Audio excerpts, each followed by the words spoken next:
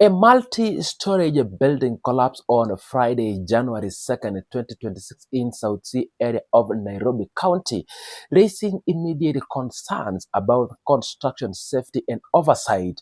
The building, which was under construction, left debris scattered across the surrounding streets, forcing nearby residents and businesses to evacuate the area. Emergency team from multiple agencies, including the Kenya Red Cross and the National Disaster Management Unit, were deployed quickly to manage the situation and assist potential survivors. A political activist, Kasmuel, responded to the incident, taking to his official X account to criticize Nairobi Senator and Orange Democratic Movement Secretary General Edwin Sifuna. Kasmuel argued that Sifuna had failed to exercise a proper oversight in Nairobi County, the jurisdiction he was elected to oversee. Kasmuel noted that while Sifuna often commented on national issues, he remained silent when accountability was needed locally, particularly following the deadly South Sea collapse. In his post on January 2nd, 2026, Kasmuel emphasized that Sifuna's attention to national matters, including oil policy, contrasted sharply with his inaction on issues affecting Nairobi County. He pointed to the building collapse as a case where Sifuna's oversight has been inadequate. Kasmuel asserted that the senator and the party official had drawn a line when the strategy affected lives due to irregular approval and weak enforcement by the county authorities. He described the situation as a serious failure of leadership in his capacity, both as senator and ODM secretary general.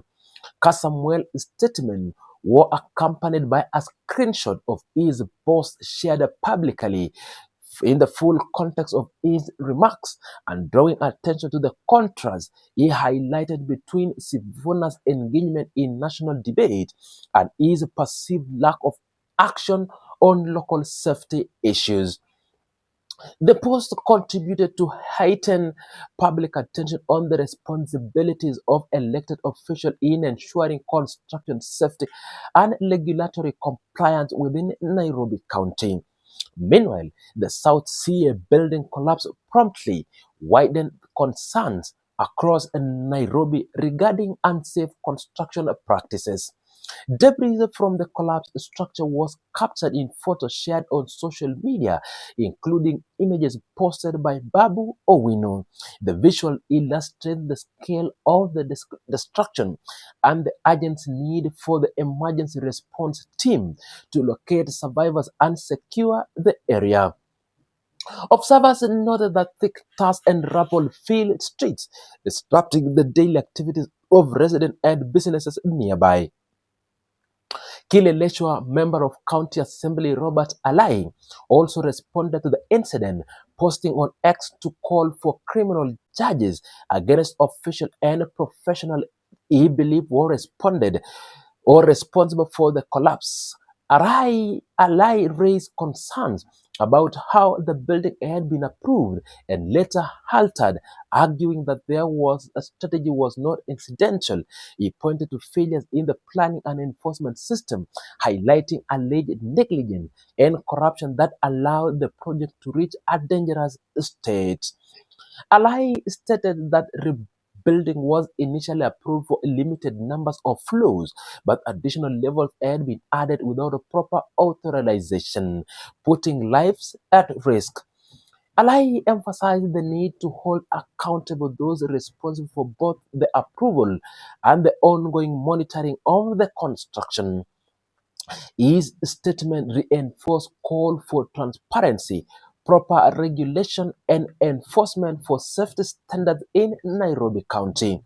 The post highlighted systemic issues in urban construction, oversight, and underscored public concerns over recurring incidents of building collapse in the city.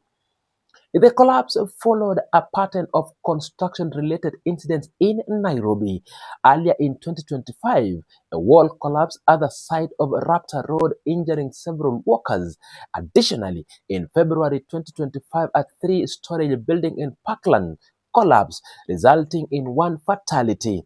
These incidents, combined with the South Sea strategy, illustrate ongoing challenges within construction oversight, regulatory enforcement, and adherence to safety protocols in the country. Emergency response efforts on January 2nd, 2026 focused on rescuing potential survivors and securing the collapse site. Nairobi police and other agencies coordinated the accounts for individuals present at the scene. Reports indicate that security guards on duty during the collapse had not been located immediately, and officers conducted efforts to determine their status. One guard reported hearing a loud noise before rushing to assist an injured individual, highlighting the urgency and danger surrounding the event. Kasmuel criticism on Sifuna reflected a wider debate about the responsibility of local leaders in preventing construction disasters and other disasters. His statement called attention to perceived gaps between a public commentary on national issues and the practical oversight required at the county levels. Kasmuel remarks widely circulated and contributed the ongoing scrutiny of elected officials' role in regulating and monitoring construction activities. The South Sea building stood next to another construction site, raised concerns for the safety of neighboring structure and residents. Authorities and political figures, including MCA and local leaders, urged a pause in construction activities until safety audits and full compliance checks were completed. Call for transparency and accountability underscore the importance of enforcing building regulation to prevent further incidents.